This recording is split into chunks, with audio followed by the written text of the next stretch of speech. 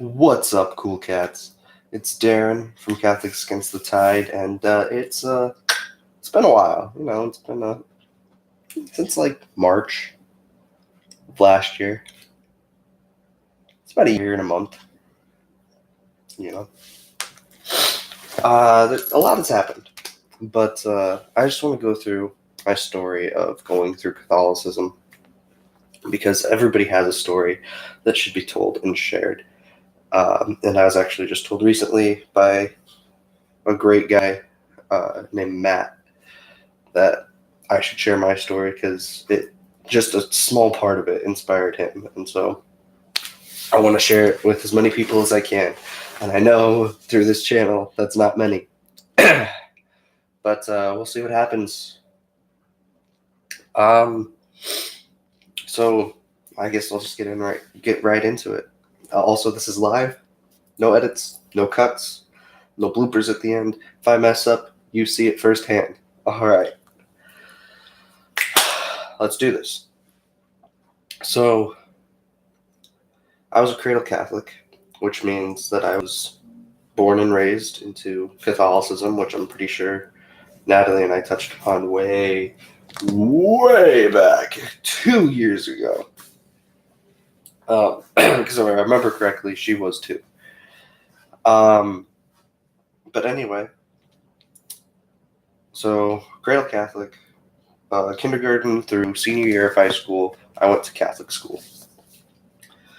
And of course, in grade school, because it was K through 8 school, I didn't take it that seriously because I didn't fully understand everything. Although, when I was about 7 or 8, I was woken up in the middle of the night by my name being called. And when I woke up, everybody in the house was asleep. And so I just figured, oh, this is God calling me.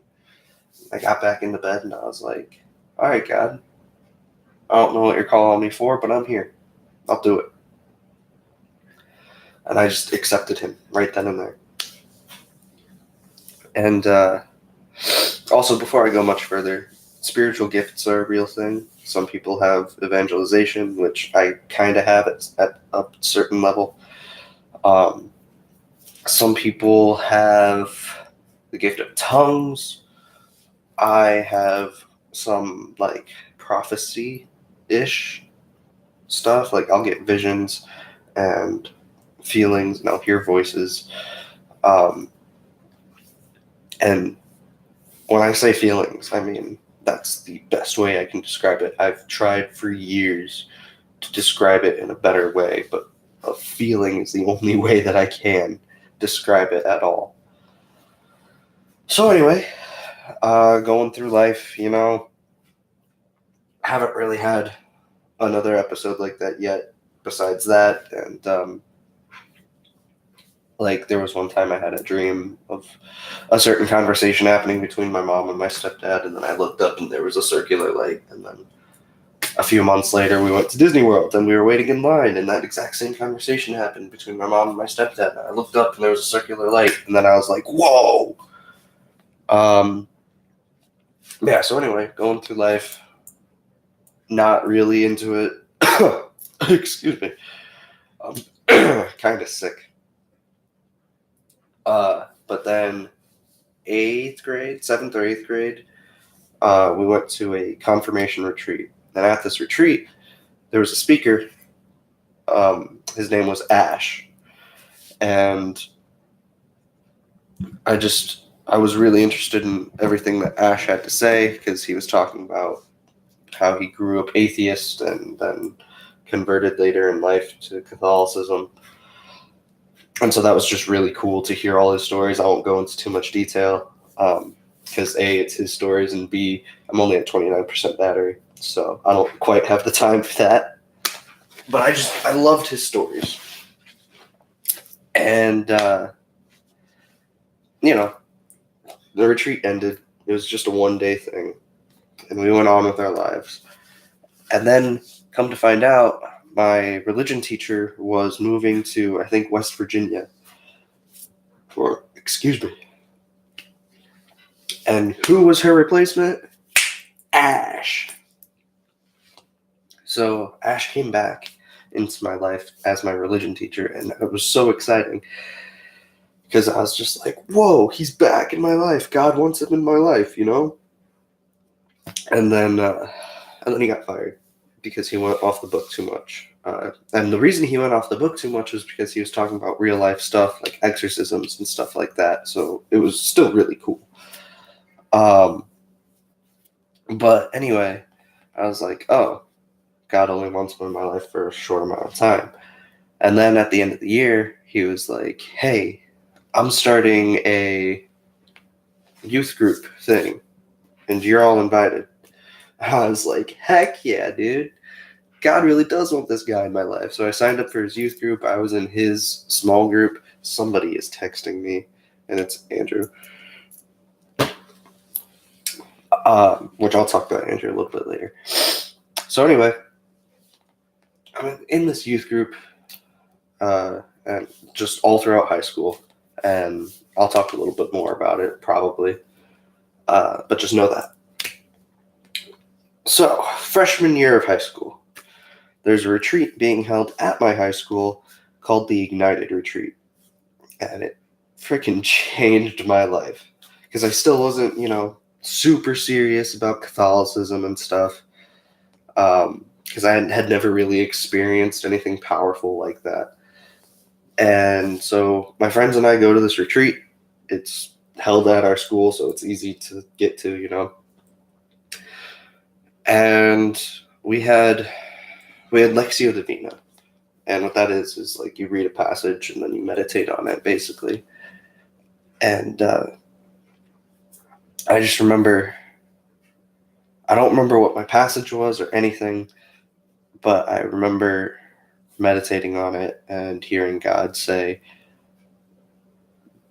don't call me master, call me father. And so I've just been calling him father ever since.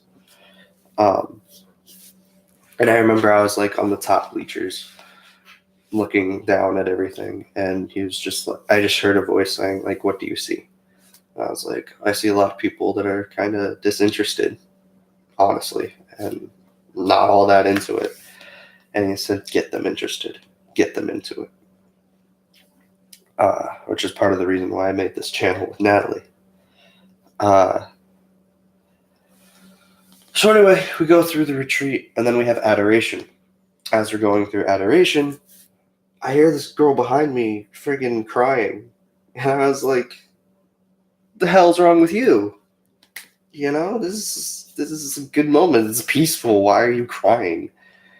But then I heard a voice, same voice, that said, go to her. Put your hand on your shoulder and comfort her. I was like, no, I'm not going to do that.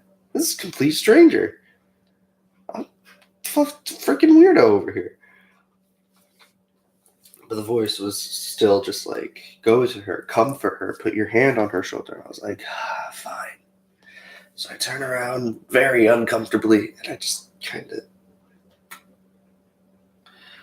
as I'm doing that, I realize, girl's not crying, she's laughing. And in the most joyous voice I've ever heard, I hear her look up and say, he forgave me. Without even thinking, I just went down. I said, yes, he forgave you. He will always forgive you. Never forget that. And then it kind of clicked in my head of, whoa, he will always forgive you. And then we hugged, and I turned back around, and I was like, man, I'm kind of glad I did that. Anyway, she and I became friends, We don't talk super much, but we still talk. And that's also where I got this cross. And this was the first piece of jewelry, I guess, that I ever got related to Catholicism.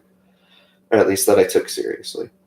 Like, I'm sure I got a couple things, like, here and there in life, but this was the first most important one. All right, fast forward. Excuse me. The next year, okay. I'm going to get a little personal. a few months later was the first time I ever tried to kill myself. And like I had a knife and just froze kind of. For like 20 minutes and I cried and I put it down. I went to the bathroom. I was like, I'm gonna take a shower. It's where I think clearly I'm gonna take a shower, get through all this. And before I even got into the shower, I saw the wall and I was like, dude, I could bash my head through that. And so I leaned back and then at full force I went forward. Something took my hands up and stopped me, like that close to the wall. And I heard that exact same voice saying, no, I'm not going to let you give up. Not now, not ever. So, yeah, that happened. Fast forward a little more to the next year, next Ignited retreat. Oh, wait, actually, I guess the Steubenville retreat was before that. So, fast forward a little less. Steubenville conference. I really wanted to go, but it was expensive as heck. It was like over $100 to go. And then come to find out, my parish paid for 10 extra seats. So like 10 people could go for free, and I was one of those people. So I was so excited. I got to go Steubenville, Ohio, Franciscan University. And we went to that. It was great. I bashed my head against my friend Connor's foot in my sleep. Apparently, I like grabbed his leg and hit it with my head 3 times, and then hit my head on the ground and went back to sleep. So yeah, he was a little mad about that. But anyway, that's besides the point. Once again, adoration. I don't remember much about this first Steubenville conference, but I do remember being at adoration and people started laughing. And I was just like, why are people laughing? You know? And then I started laughing. I was like, why am I laughing? And I was like, I'm laughing because I'm so happy. Because I'm in the presence of God. So that was great. Now fast forward a little more to the next Ignited retreat.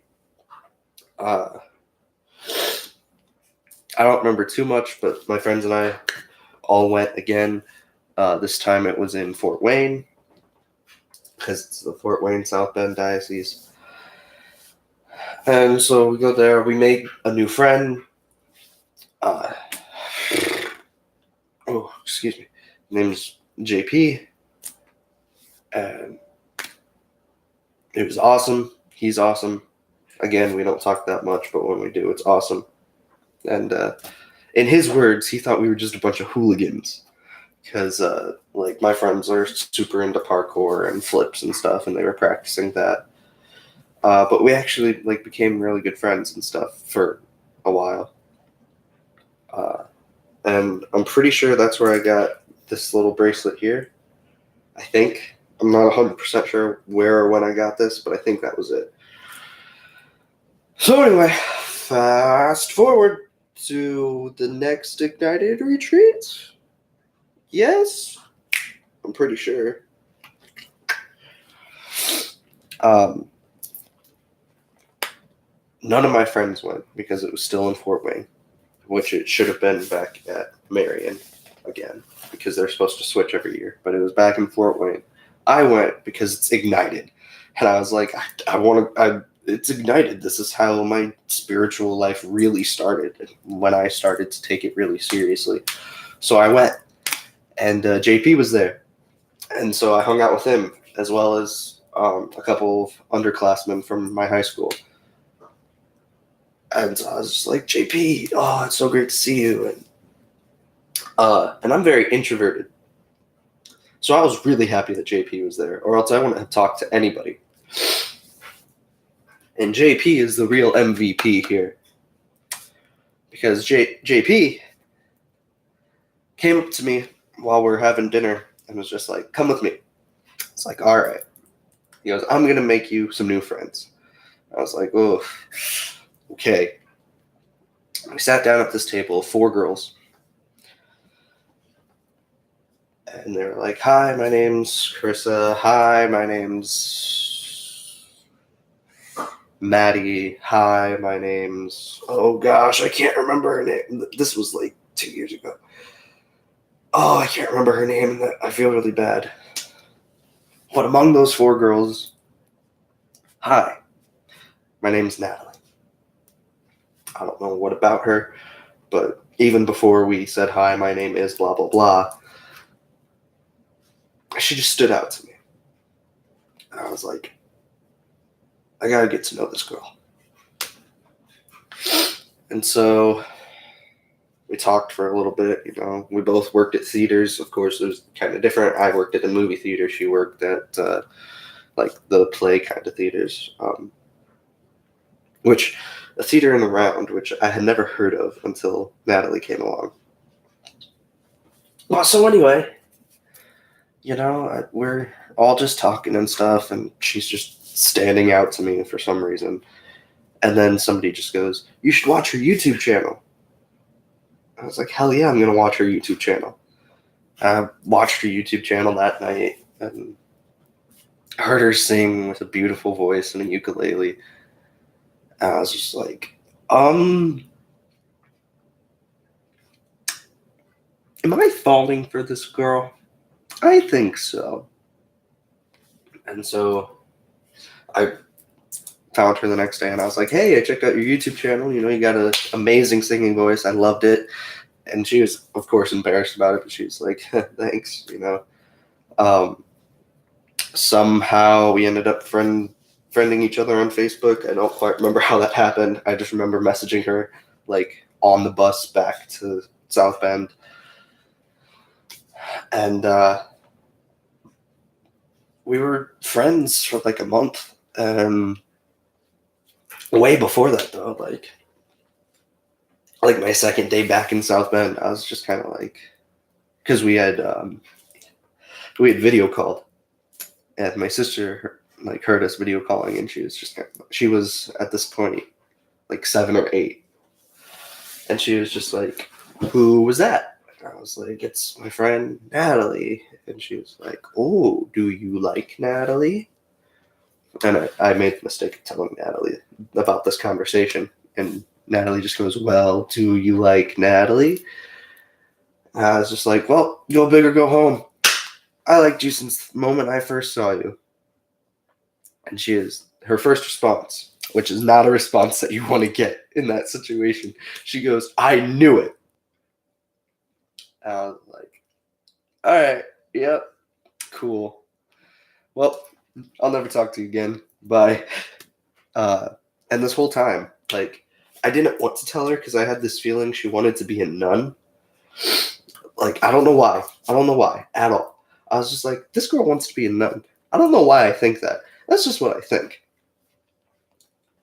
And so she said, I knew it. And then she goes, well, yours truly is going to be a nun. And I was like, I knew it.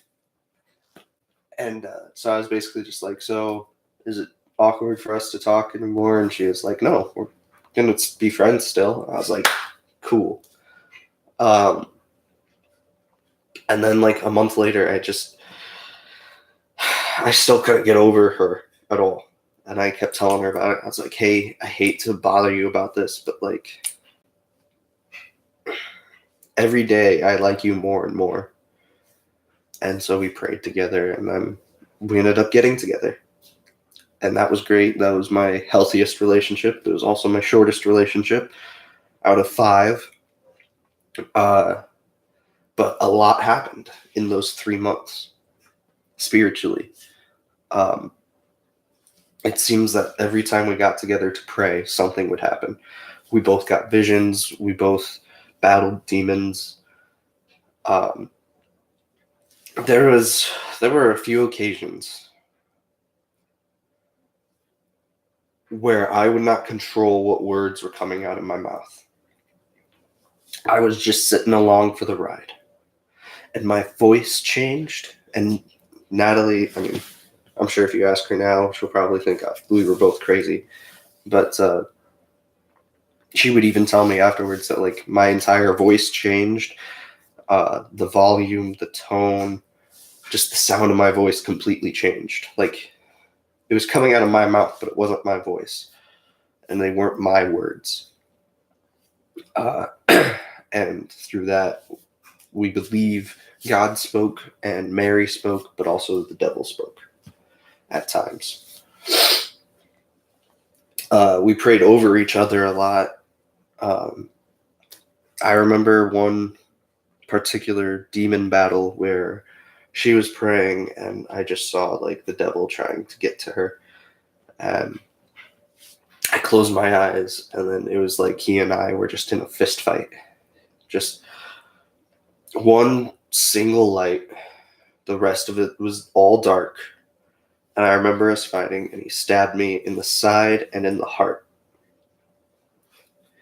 And with those stabs came temptation. And I remember looking down afterwards, and my chest was all bloody. And I remember lifting my shirt, and there was an actual mark where he stabbed me in the side. And there are many other stories that I can go into with Natalie and I, but I'm at 19%. So I'll hurry it along pretty quickly here. Natalie gave me this necklace with Saint Genesius, who is the patron saint of actors, and that's what I want to be, as an actor. There was also a Benedictine medal on this, but I lost that, and I felt so bad. It's somewhere at Marion High School under the stairs. And when I say under the stairs, I mean there's like leather on each stair, and it's under that. At least I'm pretty sure. I mean, of course, it's probably moved around now. Yeah, and then there was a second Steubenville conference. And, I mean, there were Steubenville conferences every year, but there was a second one that I went to. And it was my senior year of high school.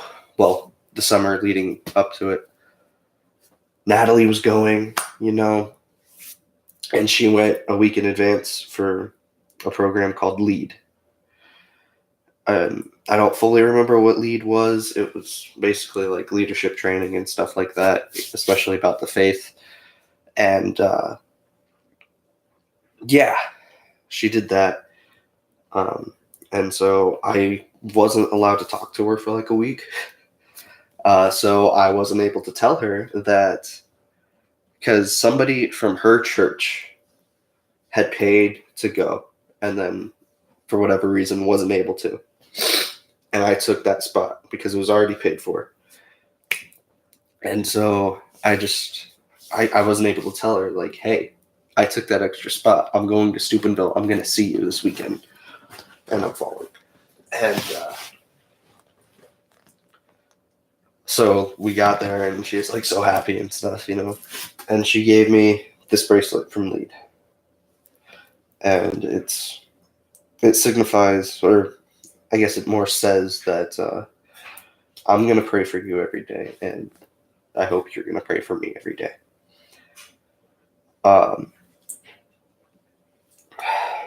So, yeah. And then,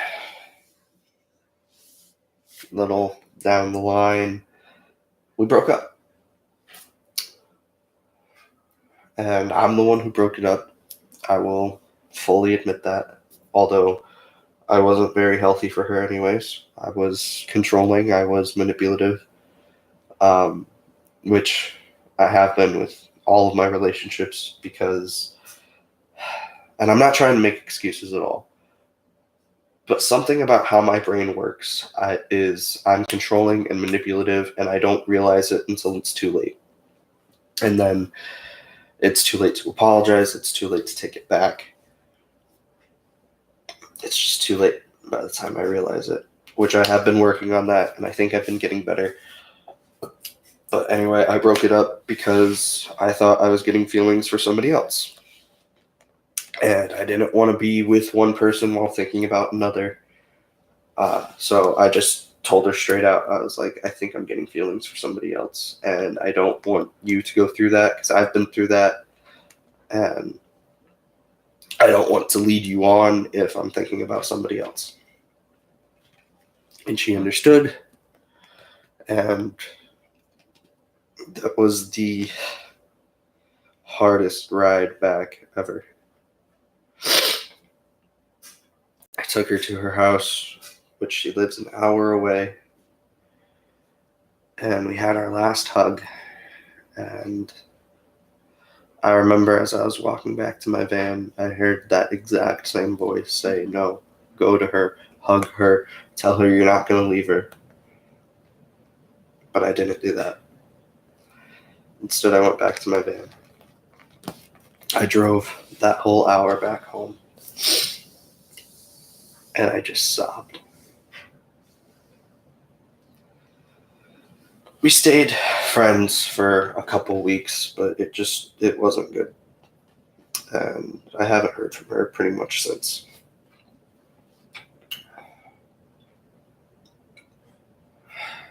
I stayed single for 3 or 4 months, which was at that point the longest that I had ever stayed single. And I was just miserable, and I kept a journal talking to her about my day. Every single day I would write. And the thing is, though, I had a plan because I just found a binder full of loose leaf paper, and it had like over 300 pages in it, I think. I had a plan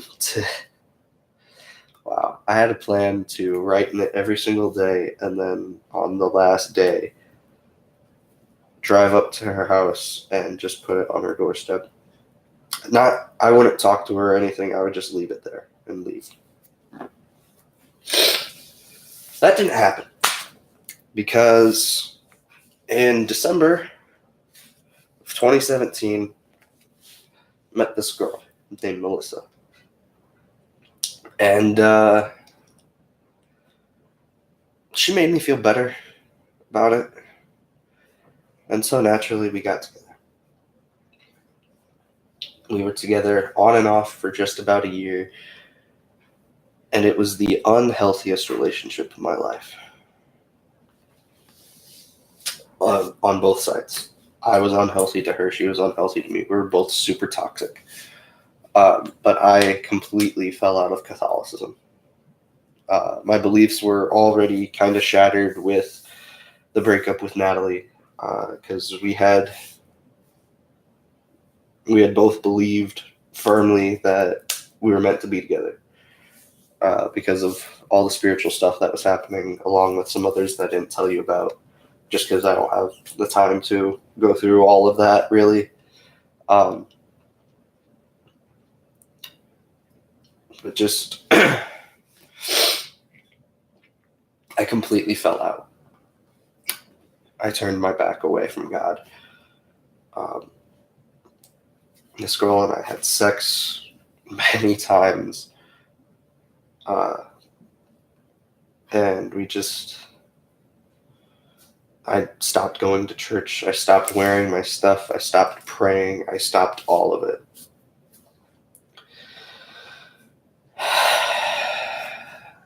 But every now and then I heard just this little voice in the back of my head saying that, like, I should go back. And every now and then my parents or my friends would kind of allude to it. Like when I first went down to Ball State, my dad was like, hey, look, there's a Catholic church that you can go to like every day or every week or whatever. And I was just kind of like, yeah, I'm not Catholic anymore, but yeah. And so it was really bad. And I never had panic attacks before I met this girl, but I had plenty with her. But yeah, so just being super not Catholic anymore after my entire life being based on Catholicism. And it was just really bad. About And then in December, like a week before our 1-year anniversary, we broke up. Because in her words, I wasn't good enough. I just wasn't doing enough. Which, I mean, is understandable to an extent. But she wasn't that great either. She cheated on me twice and lied to me many times and went behind my back many times. I'm not going to get into all that. I don't have the time or the energy to get into all that. But we broke up. And I blocked her for 4 months, unblocked her. She talked to me for a little bit. I unblocked her, by the way, because I was just kind of like, I don't want to have negativity in my life, you know. I don't want to be blocking anybody like that. If she needs me, I'll be here. Like, trying to be more like Jesus. And we talked for a little bit. And I fell again into her trap, even though she had a boyfriend. But a little, like a week, maybe 2 before that, I heard that exact same voice, loud and clear, say, "Come back to me, my son." And that week, and then later that week, my friend Andrew, who rudely texted me earlier, he doesn't know that I'm doing this, so it's not rude. I'm just giving him crap. Because I know he's watching this at some point. But my friend Andrew, which we had like kind of just started talking at all, but I had opened up a little bit about how I used to be Catholic and was kind of thinking about going back. And he just came in my room one day and he goes, "Hey, I'm not completely sure what this is about, but there's a worship thing tonight. Would you want to go with me?" I was like, "Yeah, you know what? I'm thinking of going back into the faith. Yes, I would like to go with you." So we went that night. And it was great. It was amazing. I loved it. And at the end of the night, they were like, "We're coming back tomorrow at this other place instead. And bring your friends, bring more people." I'm pretty sure less people actually came. It didn't help that it was in the middle of the week. The first one was a Wednesday, and then the next one then was a Thursday. But 8 people got baptized on that Thursday.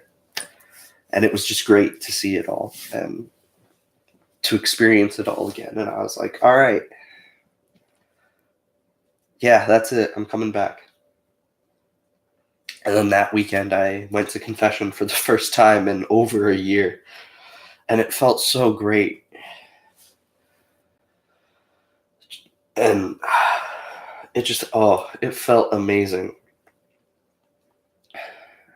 And then I missed Mass the next day because I didn't look ahead of time to see when the Mass times were. So I went to confession the next week. And then I went to Mass that week as well. And I made it. I went up to the priest and I was like, "Hey, I made it this week. Awesome." And he's an awesome guy and actually related to one of my old teachers, apparently. Small world, 2.5 hours away. You wouldn't really think. But it was just so great coming back. And I've been back now I've been Catholic again for about a month and a half-ish, I want to say.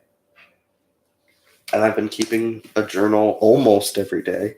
It's been kind of hard here and there, but almost every day of, "Dear God, this is what's happened today. Thank you for all of your blessings, and thank you for doing all this for me."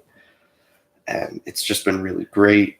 I went with Andrew to buy Bibles, for him, and I looked for myself, but they were too expensive because, broke college boy over here. And he ended up actually buying me a devotional book, which I'm going to read every day next school year because he wants to hear them too. And now we're here. And I've been having visions for months, like since before I was Catholic again, about something that's going to happen. And I've had unlikely visions, but this and feelings, but this is super unlikely. I don't really want to get into detail about it right now, but a video will be made if and when it happens. And it's not gonna this is so specific. This isn't gonna happen until August. Like midway through August. If it happens at all. Like, I'm trying to be super ready for this, and I'm trying to trust in God about all of this, but it's just so unlikely that it's hard for me to.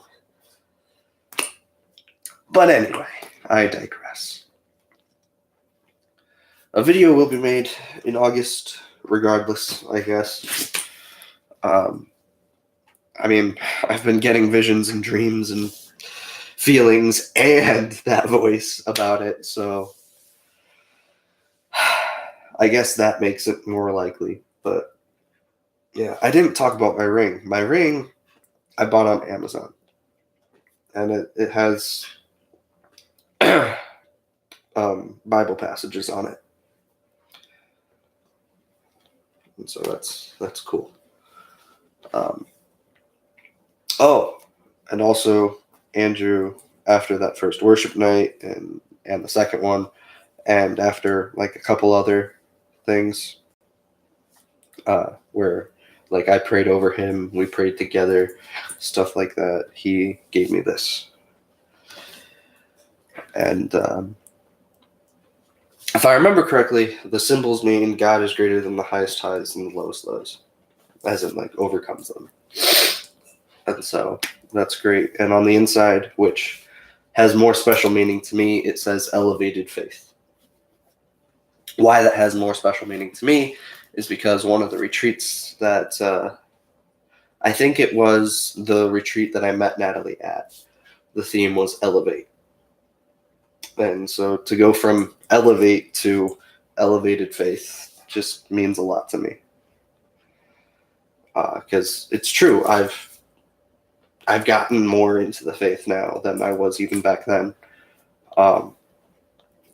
Although there are some habits that I had when Natalie and I were together that I would like to get back into that I just haven't gotten to yet, such as praying the rosary every single day and a Divine Mercy Chaplet every single day. But I've been slowly getting back into it, and I've made quick recovery. Just ask Andrew. But anyway, once again, I digress. I'm not going to make any promises about any videos besides the one in August. For all I know, that might be the next one.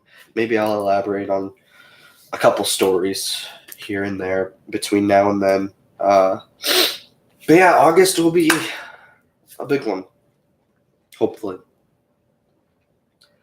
Yeah, so pray for me. As always, I'll be praying for you. Peace. See you when I see you.